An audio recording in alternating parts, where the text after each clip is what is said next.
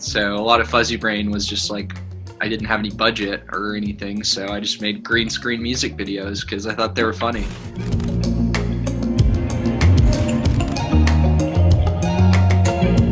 Thank you so much. Oh, of course. Yeah, I'm excited to chat. Let's start from the beginning. You are 21 years old, and you're already considered a musical promise in the genre. A title that you achieved a couple of years after leaving your university career to follow your dreams in music. What was it like for you to make a complex decision at a young age? I mean, the future always looks kind of scary in some way, Sure. especially Yeah. when we are young.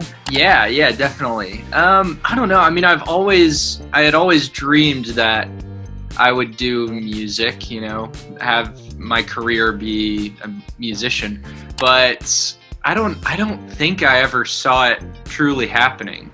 So I went to college fully expecting to graduate and do something in the music industry, maybe. Like, I was going to school for advertising. Maybe I would have done something with that, but yeah, like my freshman year, which is just like my first year of college, everything started kind of taking off on the internet.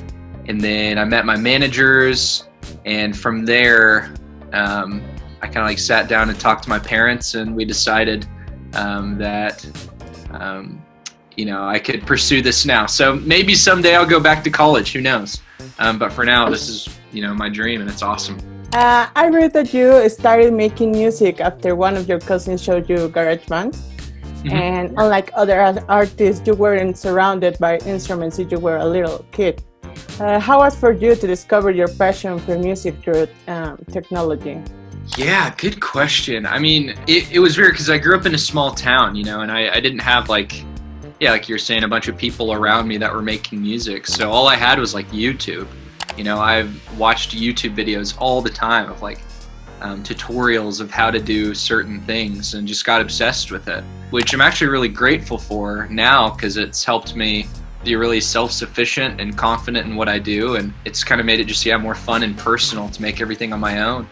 But yeah, I didn't have anybody around me when I was growing up that was doing anything remotely like making music. So now let's talk about your debut album. Fuzzy Brain was also one of the great surprises of 2018.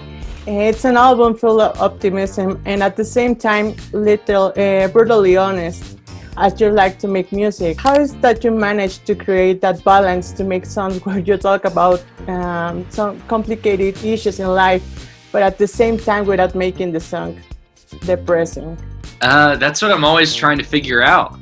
One of my goals with my music is to make songs that help people process what they're going through optimistically. Because one of my pet peeves kind of with art in general is that like optimism or happiness is kind of viewed as like it's viewed as like ignorant. Like if you're making happy music, then like you're not being realistic.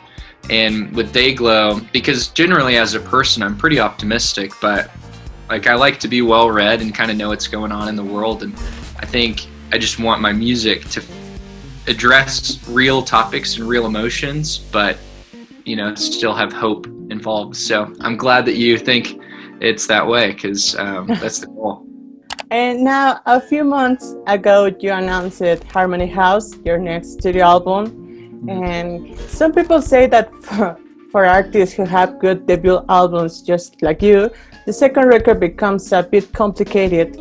How was it for you to create this album? I mean, the fame of Fuzzy Brain had caused you any kind of pressure when you were creating new songs?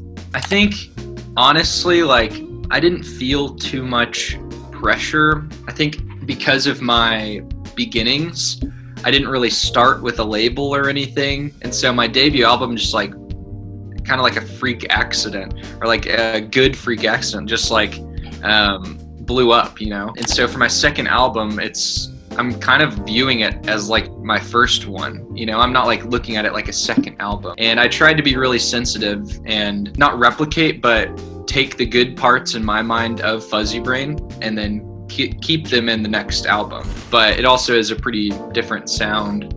But I had tons of fun making it. I never felt like, you know, like, oh, I'm gonna be a failure now or something because like the second album's not gonna be, you know, I don't know. Like I just had a ton of fun making it, and I just feel really grateful to have, you know, one song do well in general. And so now that I'm like going on tour and like all this stuff, it's crazy. The fact that people even want another album is exciting enough. So yeah, it was really fun to make. Well, another single from Harmony House is Woman, which you mentioned was for a friend who went through a difficult time. But after you realized that it was also about yourself and the feeling of carrying a lot of weight while you were growing up so fast, how do you come to the conclusion that your world was changing and you couldn't get everything under your control? It was just a really crazy past couple of years. I mean, it still is crazy. I mean, look at the world and like, what the heck is going on? With everything happening in Dayglow, and my life just changed really quickly.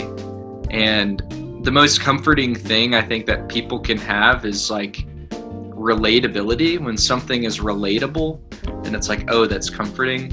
And there was nothing in my life that felt like what I was experiencing was relatable to anyone. Like my life, just the way it was going was so different. And so that was really isolating for a while.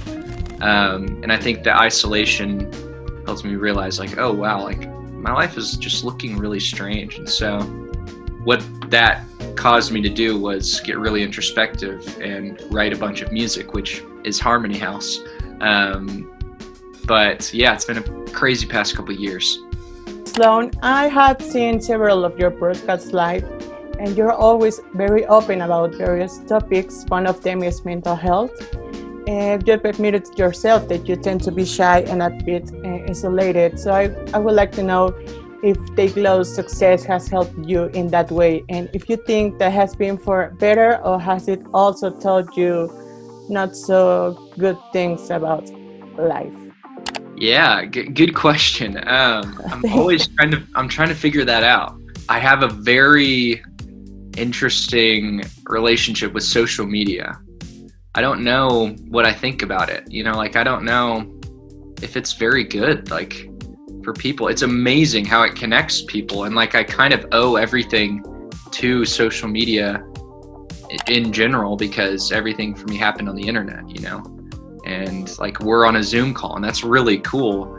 But there's so many statistics and studies that are showing that like social media just isn't good for our brains. It just like is like a step beyond, you know? And so for me, I'm always trying to figure that out, because I am a pretty introverted person, but now I've been given this like platform, you know, like people always talk about like artists having platforms. It's a strange thing to figure out, like how to use it, you know, like what do you do with it? Because a lot of people, you know, not to be like, I'm not going to bash any artists, but a lot of people use their platform just like boost themselves, you know, it's like an ego trip, which is like the whole rock star story, you know, it's what rock stars do. But I just want to be really cautious and careful about how I use this platform that I've been given, and hopefully use it and share it with people, you know, like, I don't know. I'm still figuring it out. That's a good question.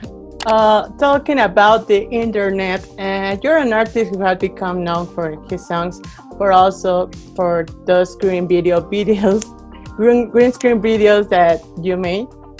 And what is it like for you to plan your musical videos, and what do you take for inspiration? I mean, sometimes I feel like your love for Adventure Time and regular show have a lot to do with that. Yeah, oh my gosh, definitely so. I have a very dry sense of humor. I'm pretty sarcastic, and sometimes I feel like I'm too dry, like people don't realize I'm joking, you know, like it's hard to convey that to people that don't know me personally, that like I'm kidding, you know. But yeah, I mean, I love having fun, just like making wholesome, funny, weird stuff.